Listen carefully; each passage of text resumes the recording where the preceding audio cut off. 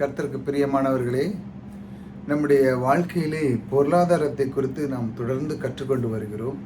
மீண்டுமாக ஒரு அற்புதமான ஒரு வாய்ப்பை கொடுத்த கர்த்தருக்கு கொடான கோடி நன்றி.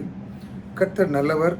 பொருளாதார செழிப்பை குறித்து கர்த்தர் நம்முடைய வாழ்க்கையிலே அவருடைய விருப்பமும் சித்தமாக இருக்குது. அதுதான் நாம் தொடர்ந்து கற்றுக்கொண்டு வருகிறோம். பாருங்கள், அநேகர் கேட்குறார்கள், நம்முடைய வாழ்க்கையில் இது நடக்குமா, இப்படி செழிப்பாக இருக்குமா, என்ன நடக்கும், எப்படி இருக்கும், நம்ம கர்த்தர் செய்வாரா, இப்படி சூழ்நிலைகள் தான் இந்த காலம் கட்டத்தில் தேவன் நோக்கி கேள்விகள் தான் நிறைய எழும்புகிறது.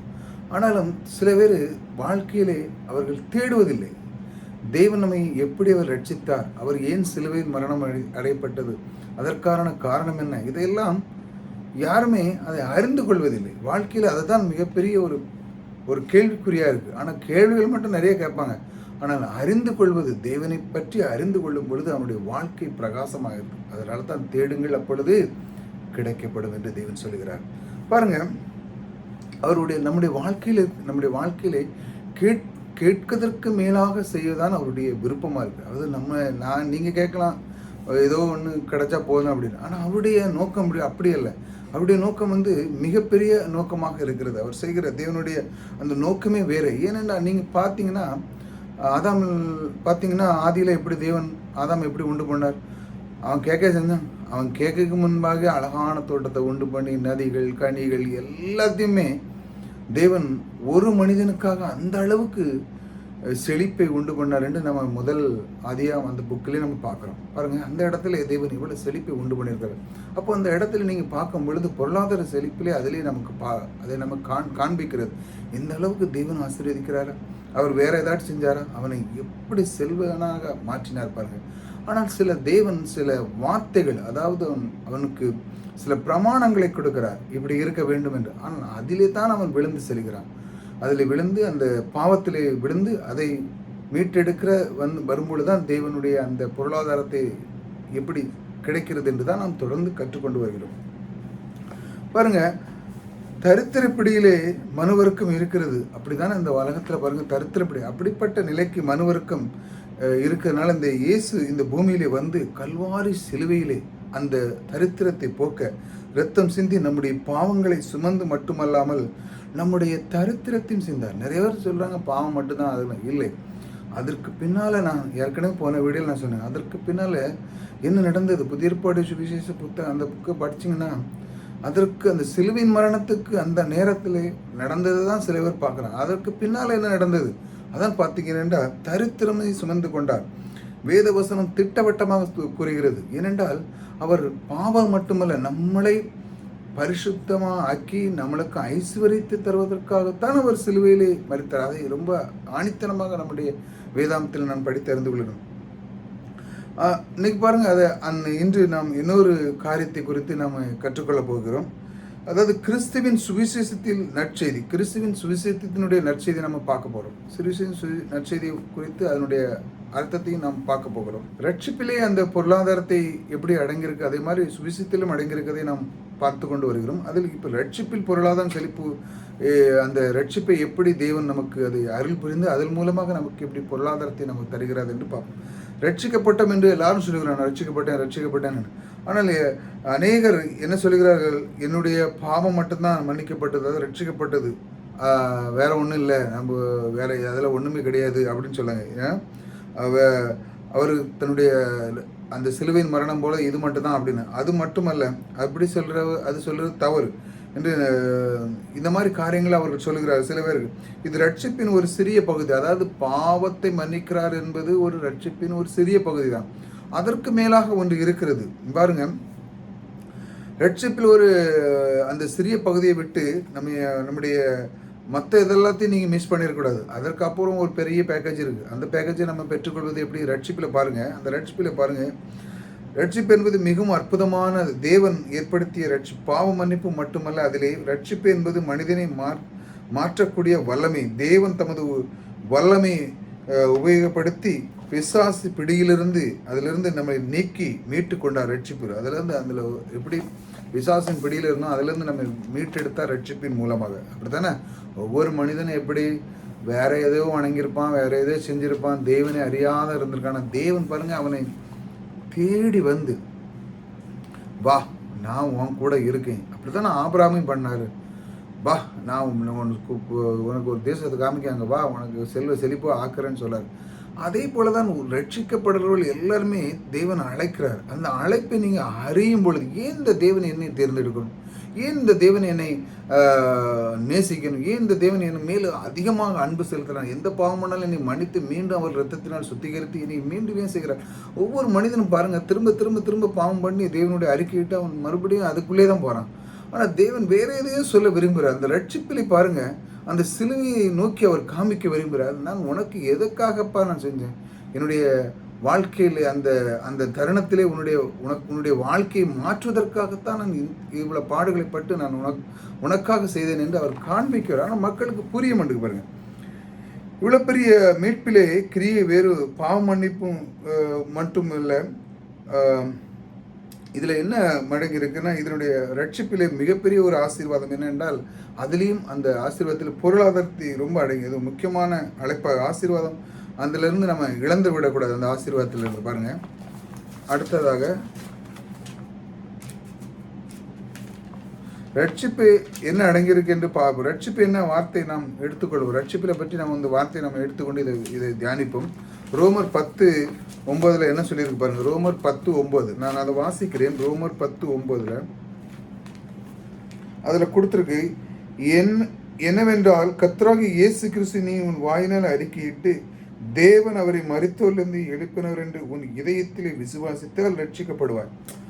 இதில் எப்படி ரட்சிக்கப்படுவாய் அப்படின்னு சிம்பிளாக தமிழில் வழிபெறுத்திருக்காங்க. ரட்சிக்கப்படுவாய் அப்படின்னு, அதான் வாயிலை அறிக்கையிட்டு ரட்சிக்கப்படுவாய் என்று.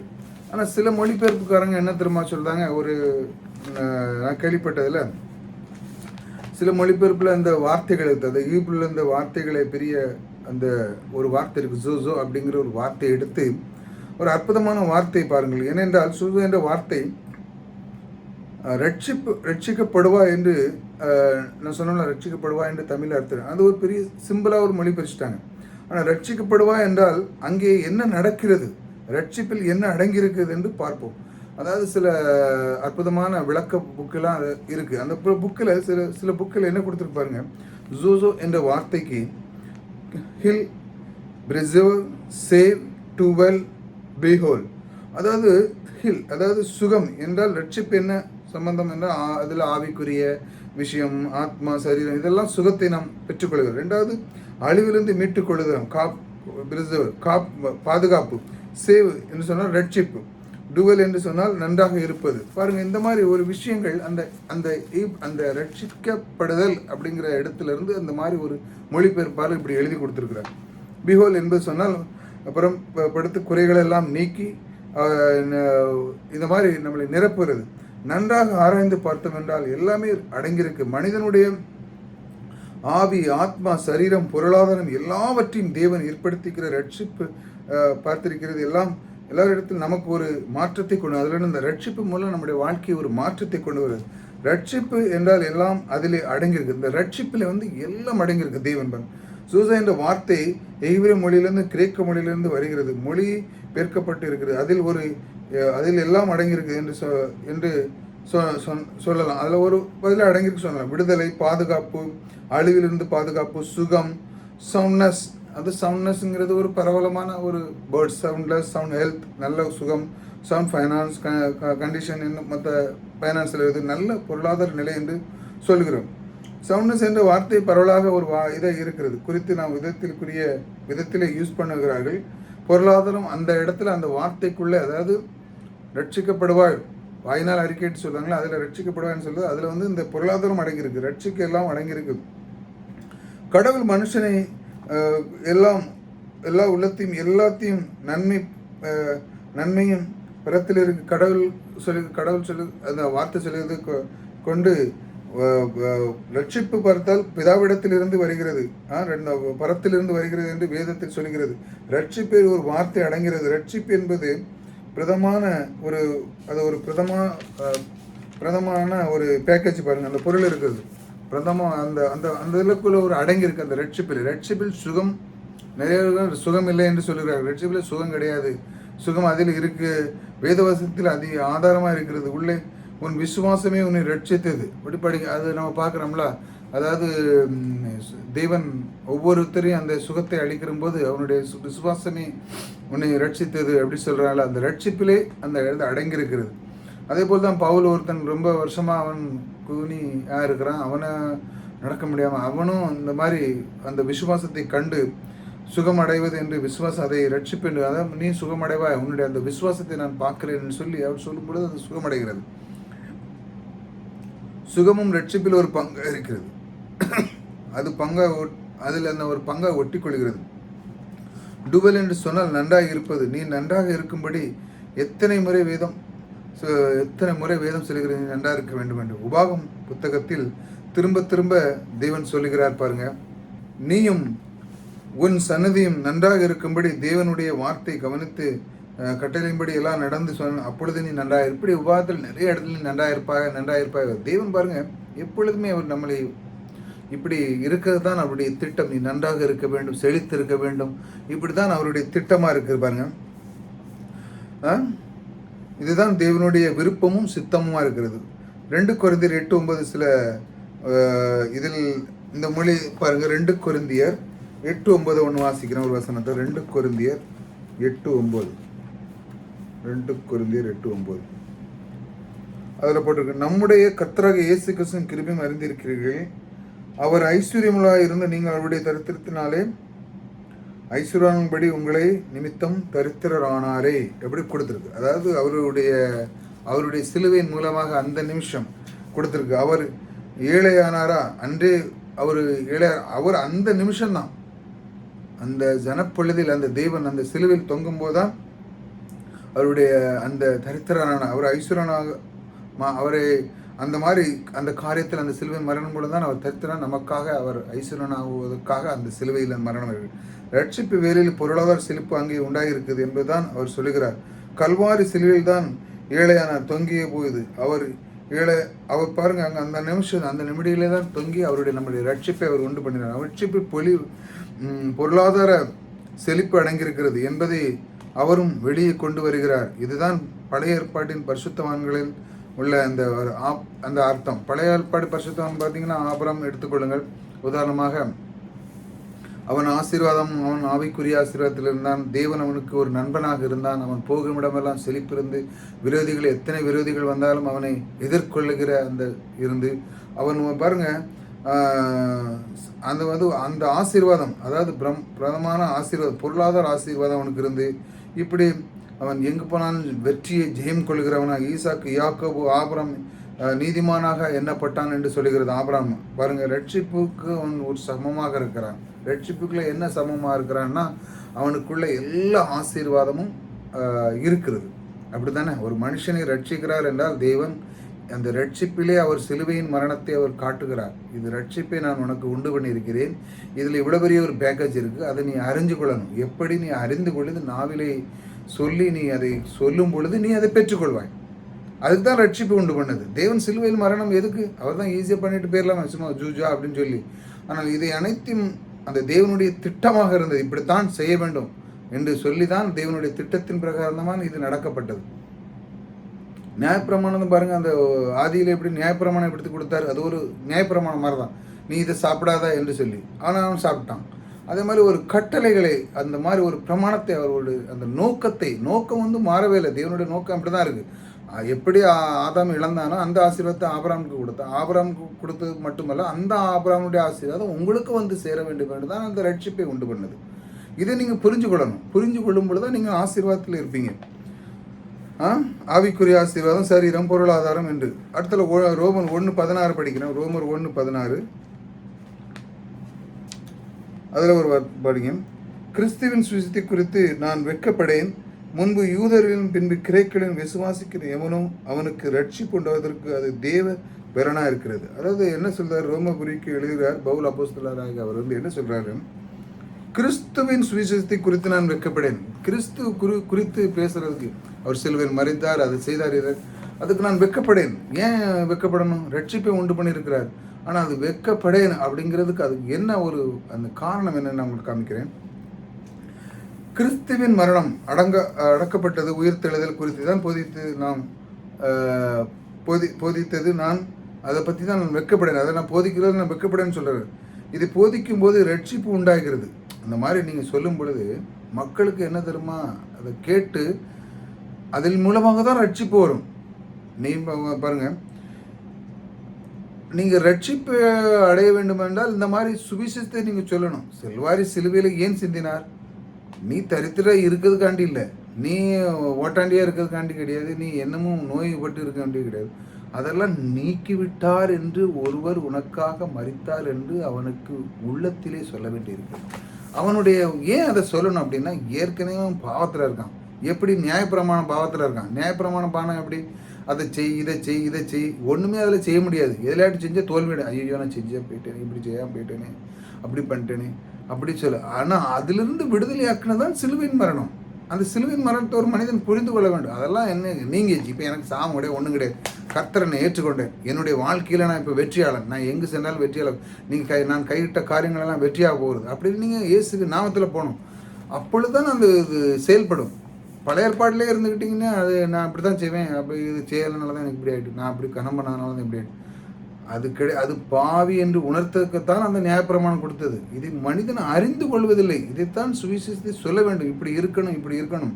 மரணம் எதற்காக உண்டு பண்ண இயேசு கிறிஸ்து, அதைத்தான் பவுல் அப்போஸ்தலர் சொல்லுகிறார். அதுக்கு நான் வெட்கப்படேன் அப்படி சொல்றார். இதை போதிக்கும் போது ரட்சிப்பு உண்டாகுது. இதுதான் மனுஷன் மனுகுலத்துக்கு கொடுக்க முடியாது. இது மனுஷகுல, இந்த ரட்சிப்பு மனுகுலத்துக்கு நம்ம அப்படி கொடுக்க முடியும், சொல்லதான் செய்ய முடியும்.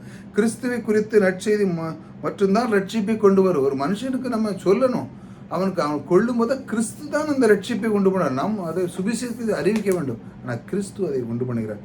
தேவனால் மாற்றம்தான் ரட்சிக்க முடியும். ரட்சிக்கப்படுவதில் என்னென்றால் லேசான காரியம், ரட்சிக்கப்படுவது லேசான காரியம் கிடையாது. கர்த்தர் விரும்பும் ஒரு மனிதனை கர்த்தர் விரும்பி தேர்ந்தெடுக்கணும். உங்களையும் இப்படி கேட்டுக்கொண்டிருக்கிற உங்களையும் என்னையும் தேவன் அன்பாக நேசித்தார். நேசித்தான் நம்மளை தேர்ந்தெடுத்தார் இல்லையா? நேசிக்காமல் எப்படி தேர்ந்தெடுத்தார்? அப்போ நீங்கள் உங்கள் மனதில் ஆகா, என் தேவன் என்னை நேசித்தார். எதற்காக? அவர் நம்முடைய ரட்சிப்பை உண்டு பண்ணி உன்னை ஸ்தானத்திலே உயர்த்தி, உன்னுடைய வாழ்க்கையை உயர்த்தி தரமாக்கி, என்னை கொண்டு இந்த உலகத்திலே ஒரு அந்த அவருடைய சித்தத்தை செய்ய ஒரு அற்புதமான சரீரத்தை என்னை தேர்ந்தெடுத்தாரே, அதற்கு நன்றி. அப்படி சொல்லும்போது உங்களுடைய மனம் ரொம்ப பிரகாசமாக இருக்கும். மனம் அதான் சார், தேவனால் மாற்றம்தான் ரட்சிக்க முடியும். ரட்சிக்கப்படுதல் என் லேசான காரியம் அல்ல. இதை குறித்து சொல்ல நான் வெட்கப்படேன். இந்த ரட்சிப்பை பற்றி பேசுறதுக்கு நம்ம யார்ட்டும் வெட்கப்படணுமா? கிறிஸ்துவ பற்றி நீங்கள் பேச நீங்கள் வெட்கப்பட வேண்டிய அவசியம் இல்லை. கிறிஸ்துவ நீங்கள் பேசும் பொழுது அவன் ரட்சிக்கப்படுகிறான், அவன் உயர்ந்து போகிறான். அதை அவன் விசுவாசிக்கணும். தெரியாமல் இருக்கு மக்களுக்கு, நிறைய பேருக்கு தெரியல. ஏன் சிலுவையில் மரணம் அடைஞ்சு, ஏன் எதற்காக, அதெல்லாம் போதிக்கிறதே கிடையாது. அதாவது அவனுக்கு திரும்ப அவனுக்கு ஏதாவது பொருளையும் கொடுத்து சாப்பாடையும் கொடுத்து அப்படியே அனுப்பிவிடுறது. ஏன் அப்படிங்கிறது போதிக்கிறதே கிடையாது.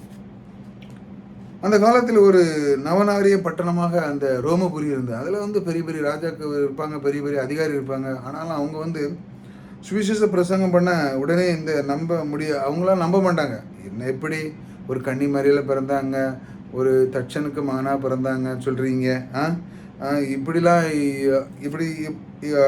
அநேகருடைய அப்படி அந்த ரோமபுரியில் இந்த மாதிரி இப்படி சொல்லும்போது அவங்களுக்கு இதெல்லாம் ஏற்றுக்கொள்ள மாட்டாங்க. ஏன்னா அந்த மாதிரி ஒரு பட்டணம் அது.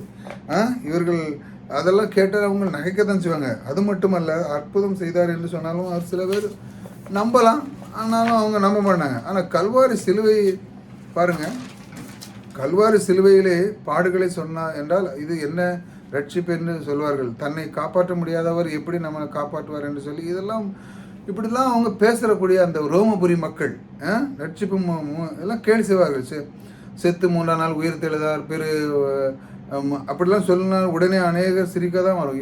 இப்போ உங்களுக்கு இந்த மாதிரி காரியங்களை சொல்லும்போது அவங்களுக்கு சிரிப்பாது. அதைத்தான் இப்போ நான் சொல்கிறோம்ல, அந்த மாதிரி காரியங்களை சொல்லும்போது அவங்க சிரிப்பாங்க. ஏன்னா ரோமபுரி மக்கள் அவங்களுக்கு கிறிஸ்துவ பற்றி அவங்களுக்கு இன்னும் விளங்கலை. அதான் அப்போஸ்தலர் லெட்டர் எழுதார், நான் வாரேன் சுவிசேஷத்தை அறிவிக்கிறேன்னு சொல்லி. இப்போ விளங்குறதா? அதான் சொல்றாரு, அவங்களுக்கு சொல்றதுக்கு நான் வெட்கப்படேன். ஏன்னா அவங்க அப்படிதான் செய்வாங்க. ஆனால் நீங்கள் சுவிசேஷத்தை சொல்லணும். ஏற்றுக்கொள்பவர்கள் இருக்கிறார்கள் நிறைய. உண்மையிலே, ஏன்னா மனுஷனுடைய உள்ளம் எப்படி தெரியுமா, எவ்வளோ பெரிய அதிகாரிகள் என்ன இருந்தாலும் சரி தான், சுவிசேஷம் விளங்காதவர்கள் வெட்கத்துக்குரிய காரம். அவங்களுக்கு புரியலன்னு வச்சாங்களா, சுவிசேஷத்தை பற்றி புரியல, அவங்களுக்கு நகைக்கத்தான் செய்வாங்க. அப்படியா? உண்மையை நான் விசுவாசிக்க, அந்த விசுவாசம் தான் அவனை வேலை செய்ய வைக்கிறது. புரியாதவங்க இப்படி தான் இருப்பாங்க. இதை போய் பிரசங்கம் பண்ணி கொண்டு இதெல்லாம் பிரசங்கம் கொண்டு பண்ணியிருக்கலாமா? யார் இயேசு? இந்த மாதிரி ஒரு ஆள் தட்சனுக்கு மகனாக இருக்கிறாரு இப்படிலாம் நீங்கள் கேட்கும்போது அவங்க என்ன சொல்லுவாங்க? ஒரு ராஜா இருக்கலாம், அப்படி பெரிய பெரிய இதாக இருக்கலாம், ஒரு பெரிய ஞானியாக இருக்கலாம் அப்படின்னு தான் சொல்லுங்கள். இது என்ன அப்படின்னு அந்த மாதிரி ஆட்கள் அவங்க பாருங்கள். 3 நாள் உயிர் தெழுந்தால் வந்தால் இப்படிலாம் சொன்னால் அவங்களாம் நம்பவே மாட்டாங்க. கிறிஸ்துவுக்கு இதை பிரசங்கத்துக்கு ஒரு வேளை தயங்கி கொண்டு இருக்கலாம். இது மாதிரி அவங்க தயங்கி கொண்டு இருக்கலாம். ஒருவேளை உள்ளத்திலே வெட்கப்பட்டு இருந்ததால் இந்த காரியம் புரிந்து கொள்ளாமல் இருக்கலாம். ரோம புத்தகம் ரொம்ப அருமையான புத்தகம் பாருங்கள். சுவிசேஷ விளக்கத்தை அங்கே விளக்குகிறார். சுவிசேஷ புத்தகம் அங்கே விளக்குகிறார். இயேசு கிறிஸ்து என்ற சுவிசேஷத்தை அவர் அங்கே விளக்குகிறார். எத்தனை பெரிய ஆட்களாக இருக்கட்டும், பெரிய பெரிய அதிகாரி இருக்க, பெரிய மனிதனாக இருக்கும், அவங்களுக்கு ரட்சிப்பை அவங்களால ஏற்றுக்கொள்ள அவங்கள்ட்ட நிறைய இருக்கும். ஆனால் உள்ளுக்குள்ள ஒரு பணம் இருக்கும். ராஜாத்தன்மை, ராஜாவாக இருந்தாலும் சரி ரட்சித்துக் கொள்ள முடியாது. பாவம் அவனை பிடித்து கொள்கிறது. நல்லவனாக இருக்கும் என்று அவன் இருக்க முடியவில்லை. அவன்கிட்ட எவ்வளோ அதிகாரம் இருக்குது, எல்லாம் இருக்குது. ஆனால் அவனுக்குள்ளே ஒரு பாவக்கிரியை செய்கிறார். அந்த பாவக்கிரியை நீக்க தான் இவர் சுவிசேஷத்துக்கு சொல்ல வருகிறார். அவங்களுக்கு ரட்சிக்கப்பட்டாச்சு, நீங்கள் என்ன பாவம் இல்லாதவங்க, நீங்கள் பாவத்தை எல்லாம் தேவன் கழுவி விட்டார். இதை நான் ஏன் வெட்கப்படணும் சொல்லதுக்கு? அதுதான் அந்த விளக்கத்தை சொல்ல. ஏன்னா அவங்கெல்லாம் இப்படி தான் பேசுவாங்க. யார் நீங்கள்லாம் இப்படி இந்த சுவிசேஷத்தை பற்றி இப்படி சொன்னால் மற்ற அந்த தெரியாத அந்த ஆட்கள் இப்படி தான் பேசுவாங்க. அது என்ன இப்படி இப்படின்னு சிரிப்பானோ வாங்குவாங்க. நிறைய இப்பவும் இருக்குது. அந்த மாதிரி காரியத்தில் இப்பவும் இருக்குது பாருங்க. நான் ராஜா, ஆனால் என் உள்ளத்தில் விரோத அந்த சக்தி வேலை செய்து கொண்டிருக்கிறது என்று தெரிகிறது. என்ன உள்ளம் இருக்கிறது, சக்தி இல்லைனால் ஒன்றும் செய்ய முடியாது. இந்த பெரிய சக்தி இருக்கிற ஒன்றும் செய்ய முடியல. அதுதான் ஒவ்வொரு மனிதனுடைய கூக்குரல். உள்ளுக்குள்ள ஒரு சக்தி இருக்கு. அந்த கூக்குரல் மனிதனுக்கு எப்படி என்னால் முடியலை அப்படிங்கிறதான் அவனுக்கு பாருங்க. இந்த உலகத்தில் யாராக இருக்கட்டும், உள்ளே ஒரு சக்தி வேலை செய்து கொண்டு இருக்கிறது. நான் இப்படி தான் இருக்கிறேன் என்று எனக்கு விளங்கவில்லை பாருங்க. அவனுக்கு அது அவனுக்கு இயலாமை, அவனுக்கு இந்த மாதிரி இருக்கும்போது வெளியால் அவன் ஜோராக தான் இருக்கான். ஆனால் உள்ள அவனுடைய பாவம் ஒவ்வொரு மனிதன் புரியுது. இதுதான் மனிதனுடைய நிலை. இதில் இருந்து தான் விடுவிக்கிறவர் யார்? இந்த பாவங்கள்லேருந்து விடுவிக்கிற அதுக்கு தான் ரோமபுரிக்கு அப்போஸ்தலர் வர்றாரு. அதிலிருந்து நான் உங்களை விடுவிக்கிற சுவிசேஷம் சொல்ல வரேன்னு லெட்டர் போடுறார். நான் அங்கே வருகிறேன், ராஜாவுக்கு நான் சுவிசேஷம் சொல்ல போகிறேன் என்று அங்கிருந்து அங்கே தான் சொல்ல. அதான் பிரசங்கம் பண்ண வரான். எவ்வளோ பெரிய ராஜா இருக்கட்டும், என்னவா இருக்கட்டும், அவன் சிரிக்கட்டு வாங்கிட்டு ஒன்றும் இல்லை. இதை நான் நிற்கப்படேன்.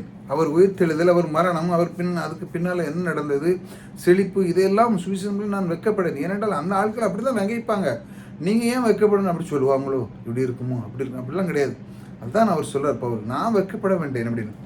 அதற்கு அப்பாற்பட்ட பலம் அந்த சுவிசேஷத்தில் இருக்கிறது.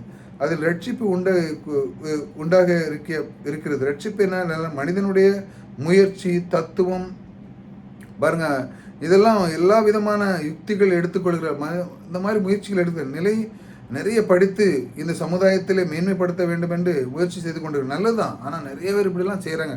ஆனால் உண்மையாக சொல்லப்போனால் என்னை பார்த்தால் வெறும் அவ்வளோ ஒன்றும் பரவலாக தோல்வி தான் அடைகிறது நிறைய பேர் இப்படி செய்கிறதுனால. நவீனமான மாற்றம் கொண்டு வருகிற இதில் ஒவ்வொருவரும் சொல்லுகிறது அவங்க பாருங்கள் இப்படிப்பட்ட காரியத்தை செய்கிறாங்க. அதாவது எப்படி அவங்க அழிக்கையில் தான் மற்றவங்களை அழிக்கணும், வாங்கணும். அந்த நவீன நாகரிக முகத்தில் இதெல்லாம் பெரிய நகம் பரவி இருக்கிறது என்று அதெல்லாம் ஒவ்வொருத்தருக்கும் அடிக்கிறது, வெட்டுறது, வன்முறைகள் தான் அதிகமாக இருக்க வெளியே. ஆனால் அவன் வர வர சீரமைக்க ஒரு பெரிய மறுமலர்ச்சி அவனுக்குள்ளே வருதா? இல்லை. அப்படி தானே நீங்கள் சுவிசேஷம் சொல்லவங்களுக்கு உள்ளுக்குள்ளே மறுமலர்ச்சி. ஆனால் உலகம் பாருங்கள், நவீன உலகத்தில் மாற வன்முறைகள், வயலன்ஸு, இப்படிப்பட்ட காரியங்கள் தான் அதிகமாக இருக்குது. அவனுடையக்குள்ளே ஒரு மறுமலர்ச்சி, அதாவது இப்படி இருக்கக்கூடாது, இப்படி தான் இந்த உலகத்தை மாற்ற வேண்டும் என்று அவனுக்குள்ளே கொண்டு வர முடியாத அளவுக்கு அவனுக்குள்ளே ஒரு உரிய சக்தி உள்ள வேலை செய்து கொண்டிருக்கு. பொறாமை சக்தி, மற்ற சக்திகள்லாம் அவனை இழுக்குது, இதெல்லாம் செய்யக்கூடாது என்று. அந்த மாதிரி இருக்க இடத்துல தான் அவர் சுவிசேஷத்தை சொல்ல வருகிறார் பாருங்கள். வர வர சீரமைக்கப்படும் ஒரு பெரிய மறுமலர்ச்சி அவனுக்கு உள்ள வரதில்லை. ரட்சிப்பு என்ன மேன்மை உள்ளது என்று சொன்னார். மனுஷன் எதை செய்யணும் என்று நம்புகிறானோ, எப்படிப்பட்ட மாற்றத்தை சமுதாயத்தை உண்டு பண்ணுகிற நினைக்கிறானோ, எப்படி மாற வேண்டும் என்று நினைக்கிறானோ, ஒவ்வொரு மனுஷனுக்கும் மாற்றம் தேவை. அதுதானே ஏதோ தேவை என்று நினைக்கிறானோ, எதை தேவை என்று நினைக்கிறானோ அந்த மாற்றத்தை உண்டு பண்ணுகிறது ரட்சிப்பு தான். அந்த எதை தேவை, ஒரு மனிதனுக்கு எது தேவை என்பது அவன் உணர்கிறானோ அதுதான் ரட்சிப்பு. அந்த ரட்சிப்பு தேவன் கொடுக்கிறார். நான் இதிலிருந்து நான் விடுதலையாக வேண்டும் என்று, அதிலிருந்து நான் செய்ய வேண்டும் என்று, அது தேவனுடைய அந்த வார்த்தை, அந்த ரட்சிப்பை எவன் ஒருவன் புரிந்து கொள்கிறானோ அப்பொழுதுதான் இதை அந்த மாற்றத்தை உண்டு பண்ணுகிறது. என்று சொன்னால் காசு கொடுத்தால் வெறும் காசு கொடுத்தா போதாது. நிறைய இடத்துல இப்படி தான் நடக்குது. ஜாதிக்கு அப்புறம் ஜாதிகாரங்க சர்ச்சுக்கு பக்கத்தில் இங்கெல்லாம் வந்தாங்கன்னா ஏதாட்டு பரல கொடுக்குறது, சாப்பாடு கொடுக்குறது, பஸ் அவ்வளோதான். சுவிசேஷத்தை எப்படி சொல்ல வேண்டுங்கிற முறையே கிடையாது. ஏதோ பாட்டு படிப்பாங்க, வருவாங்க, போவாங்க, சாப்பிடுவாங்க, வாங்க, அப்படியே போயிடுவாங்க. அவங்களுக்கு என்ன, சோறு வேணும், சாப்பாடு வேணும், பணம் வேணும், பஸ். ஆனால் தேவன் சுவிசேஷத்தில் சொல்லி நீ இப்படி இருக்கக்கூடாது, அதற்காகத்தான் சிலுவையில் மரித்தார் என்று அவர்களுக்கு புரியும்படி சொல்லுவதே கிடையாது. திரும்ப நீங்கள் கொடுத்துக்கிட்டே இருந்தீங்கன்னா அவன் தரித்திரத்திலே தான் இருப்பான். அவன் தரித்திரத்திலிருந்து நீங்கவே மாட்டான். அதுக்கு மேலே ஒரு மாற்றம் ஏற்பட வேண்டும். பாருங்கள், இந்த மாற்றம் உள்ளே அவர்களுக்கு ஒரு பெரிய மாற்றம் ஏற்பட வேண்டும். அது மிக மிக முக்கியம். கொடுத்து திரும்ப அவர்கள் கொடுக்க வேண்டும். எனக்கு அநேக பேருக்கு இந்த மாதிரி கொடுக்க புரியவில்லை. சுவிசேஷம் என்றால் கிறிஸ்துவ அறிவிப்பது. சிலர் சொல்கிறார்கள் ஏழைக்கு துணி கொடுத்தது வாங்கி அப்படி இப்படி செஞ்சால் சுவிசேஷம். கிறிஸ்துவை அறிவிப்பது தான் சுவிசேஷம். சுவிசேஷம் அது பணம் கொடுக்கறது தர்மம். அது ஒரு பகுதி தான். அது தற்காலிக உதவி. சுவிசேஷம் என்பது நிரந்தரமான ஒரு உதவி கொடுக்குறீங்க. எப்படி? நீ தரித்திரம் அல்ல, நீ உனக்கு மீட்பை எடுத்து விட்டார், ரட்சிப்பை அவர் உனக்கு தந்து விட்டார். நீ என்ன அப்படி இருக்க போறதில்லை, நீ அவரை ஏற்றுக்கொண்டாய். இனிமே நீ யாரிடம் கையேந்துவதில்லை. நீ இப்படி தேவனிடத்தில் ஒவ்வொரு நாள் முறையை ஜபிக்க வேண்டும், நீ இப்படி இருக்க வேண்டும் அப்படின்னு சொல்லி கொடுக்க வேண்டும் ஒவ்வொரு மனிதனுக்கும். அதிலிருந்து தான் அவன் முற்றிலும் விடுதலை ஆகிறான். எப்பவும் நீங்கள் கொடுத்துக்கிட்டே இருந்தீங்கன்னா திரும்பவும் அவன் மறுபடியும் அவன் வருவான். ஏன்னா நீங்கள் கொடுத்தவன் நிறைவு போகிறதே இல்லை. நிரந்தரமான ஒன்று என்னென்றால் சுவிசேஷம் தான். அந்த ரட்சிப்பில் அவன் பாருங்கள், அந்த சுவிசேஷத்தின் மூலமாகத்தான் அதெல்லாம் கிடைக்கும். பாருங்கள், சுவிசேஷம் என்பது நிறைவாக உதவி மனிதனுக்கு கொடுக்கப்படுகிறது. நிரந்தரமான மாற்றத்தை எந்த மனுஷன் செய்ய முடியாது, நிரந்தரமான மனுஷனை செய்ய முடியாது. அந்த மனுஷனுக்கு கொண்டு வருகிறது அந்த எது சுவிசேஷம். எல்லா வித்து கொடுத்தாலும், ஒரு மனுஷனுக்கு எல்லாத்தையும் வித்து கொடுத்தாலும் தரித்திரம் போக முடியாது. அப்படி தானே? அது உண்மை தானே? என்ன மனுஷன் உள்ளத்தில் மாறவே அவன் உள்ளத்தில் அவன் மாறாத வரைக்கும் எப்பவும் தரித்திரத்தோடு தான் இருப்பான். உள்ள கூட இருப்பார்கள் என்று இயேசு சொல்கிறார். பாருங்க, மனுஷன் உள்ளத்தில் மாறாத வரைக்கும் தரித்திரர் எப்போதும் உங்கள் கூட இருப்பார்கள் என்று இயேசு திட்டவட்டமாக சொல்கிறார். ஏனென்றால் தேவன் என்ன சொல்கிறார் என்றால், ரட்சிப்பு மீட்பு பரலோகத்தில் எப்படி அவர் நமக்காக வைத்திருக்கிறார், அதாவது சிலுவையின் மரணத்தை கொண்டு சரியாக ஒரு மனிதனுக்கு போதிக்கும் போது இந்த ரட்சிப்பு ஏன் வந்தது, நீ இப்படி இருக்கிறதுக்காக வரவில்லை, நீ இதிலிருந்து மாற வேண்டும், நீ கையேந்துவதற்கு கொடுக்கவனாக நீ மாற வேண்டும், நீ இப்படி இருக்க வேண்டும், நீ செல்வேந்தரனாக இருக்க வேண்டும், நீ சப்பானியாக இருக்கக்கூடாது, சுகமாக இருக்க வேண்டும். இப்படித்தான் இயேசு கிறிஸ்து எல்லாத்தையும் சுகமளித்தார். நீ ஏன் இப்படி இருக்க, நீ உடன்படிக்கையின் பிள்ளையாச்சே அப்படி சொல்லாரு. அந்த கூனியாக இருக்கிற அந்த பெண்ணை பார்த்து, இது ஆபிரகாம் சன்னதியின் பிள்ளை இதாச்சே, இவள் ஏன் எப்படி கூனி குறியிருக்கலாம் என்று சொல்லி தான் அவரை குணமாக்குறார். ஏனென்றால் அது உடன்படிக்கையின் பிள்ளை. உடன்படிக்கையின் பிள்ளை எப்படி இருக்க வேண்டும்? ஏனென்றால் அறிந்த மக்கள் இப்பொழுது அறியாமல் இருக்காது, அறிந்து சொல்லும் பொழுதுதான் அவர்களுக்கு விடுதலை ஆகிறது. அதை ஒரு மனிதன் அறியும் பொழுது, அவன் அறிந்தாலே போதும், தேவன் அவனுக்குள்ளே இருந்து எல்லாத்தையும் செய்ய ஆரம்பிப்பார். மக்களுக்கு புரியாது. அதாவது ரட்சிப்பை பற்றி சில பேர் சொல்வதே கிடையாது. வருவாங்க, சபையில் பாட்டு படிப்பாங்க, சாய் குடிப்பாங்க, போயிடுவாங்க, பஸ், அவ்வளோதான். தேவன் ஏன் இந்த ரட்சிப்பை உண்டு பண்ணார்? எதற்கு? நீ இப்படி இருக்கிறதுக்காக நீ செல்வேந்தனாக மாறி மாறி மாறி மாறி வளர வேண்டும் என்றுதான். ஒரு அற்புதமான ஒரு சம்பவம் நான் உங்களுக்கு சொல்கிறேன். சுவிசேஷத்தை தரித்திரத்தை நிவாரணம் என்று விளக்குகிறது. அதாவது அற்புதமான சமயம். இந்த சுவிசேஷம் தான் தரித்திரத்துக்கு ஒரு நிவாரணம். அதாவது இந்த சுவிசேஷத்தில் தான் தரித்திரத்துக்கு ஒரு நிவாரணம் கிடைக்குது. பாருங்க, அது என்னவென்றால், இயேசுவிடத்தில் ஒரு பெண் சொல்லுகிறார். அதாவது யோவான் 12ஆம் அதிகாரம் 7-8 நான் உங்களுக்கு வாசிக்கிறேன். 12:7-8. யோவான் 12:7-8.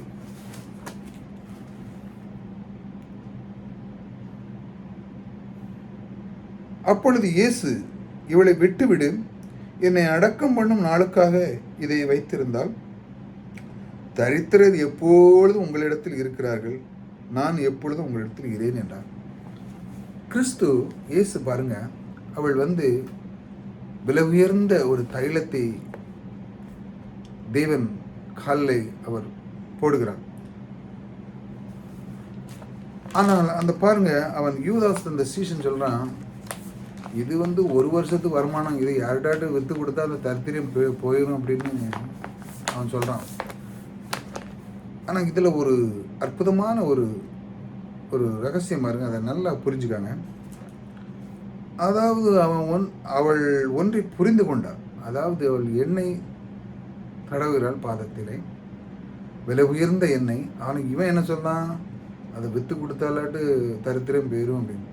தரித்திரம் போகாதுங்க, எவ்வளோ தான் நீங்கள் கொடுத்தாலும் திரும்ப மட்டும் வருவாங்க, வாங்க. ஏனென்றால் சுவிசேஷத்தை பற்றி அவனுக்கு தெரியலைன்னா நீங்கள் திரும்ப எவ்வளோ கொடுத்தாலும் தரித்திரம் போகவே போவாது. பாருங்க, அவள் ஒன்றை புரிந்து கொண்டாள். அதாவது அவள் என்ன புரிஞ்சுட்டான்னா, இவர்தான் சிலுவையில், இவர்தான் தரித்திரத்தை போக்க வந்தவர் என்று அவள் புரிந்து கொண்டாள். அதாவது இவர் சிலுவையில் மரணமடைய வேண்டும், அவர் உயிர்த்தெழுது. அதன் மூலமாகத்தான் இந்த மனு வர்க்கமே அந்த உயிர்த்தெழுதல் ஏற்பட வேண்டும். அப்படித்தான் மனு குலமே, அந்த மனு வர்க்கமே தரித்திலிருந்து தீரப்போகிறது என்று புரிந்து கொண்டான். எவ்வளோ அற்புதமான ஒரு அந்த சம்பவம் பாருங்க. அவன் சொல்றான், எண்ணெய் விற்று கொடுத்தா தரித்திரலாம் போயிடணும். ஆனால் அவர் சொல்றார், அவளுடைய எண்ணம் எப்படி இருந்து பாருங்க, இவர் தான் தரித்திரத்தை போக்க வந்தவர், இவர் என்ன அடக்கம் பண்ணப்பட வேண்டும், அவர் உயிர் தெழ வேண்டும், அதற்காகத்தான் அந்த எண்ணெயை பூசுகிறார். மனு குலத்துக்கே அவள் நிவாரணத்தை அவள் செய்கிறார் இயேசுவிடத்திலே.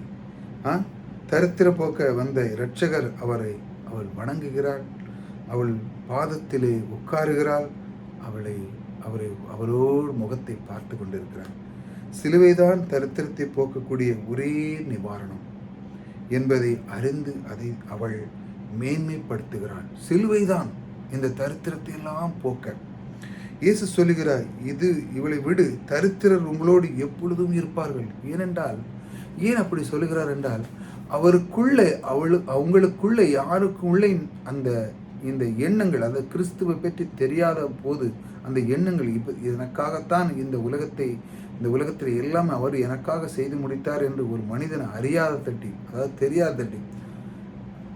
நீங்கள் எவ்வளோதான் சுவிசேஷத்தை நீங்கள் இப்படி பொருளாக கொடுத்தாலும், இயேசு பற்றி தெரிவிக்கலைன்னா அவன் எப்பொழுதும் நீங்கள் எவ்வளோதான் கொடுத்தாலும் தரித்திரர்கள் எப்பொழுதும் உங்கள் கூட அவனுக்கு நிறைவேறாது. மீண்டும் முடிஞ்சு கொஞ்சம் கழித்து காலியாட்டினா திரும்ப வரதான் செய்வான்.